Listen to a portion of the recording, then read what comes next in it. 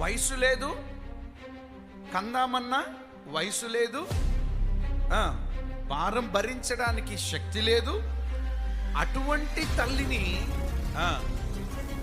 అంత వయసులో 90 ఏండ్ల వయసులో ఆమె అధైర్యపడక నిరీక్షణ కలిగిన వాగ్దానం వైపు చూస్తే, ఆమె నిరీక్షణను నమ్మకమును వమ్ము చేయక దేవుడు ఆమె జీవితంలో తన గర్భాన్ని తెరిచాడు.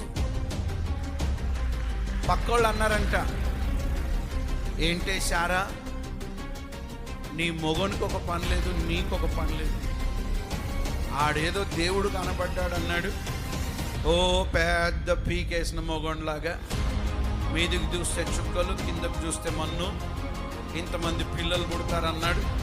అసలు ఉండాల్సిన ఒక్కడే లేడు, నీకు ఒక బుద్ధి లేదు, నీ మొగనికి ఒక బుద్ధి లేదు, ఊకే మళ్ళీ దేవుని మీద అంటున్నారా అని ఇరుగు పొరుగు వారు సూటిపోటి మాటలతో అంటున్నా కానీ సారమ్మ ఏం పడలేదు. గట్టిగా చెప్పండి. ఎవరి మాటను బట్టి, ఎవరి తలాంపును బట్టి, ఎవరి ఆలోచనను బట్టి సారమ్మ అస్సలు ఏం పడలే.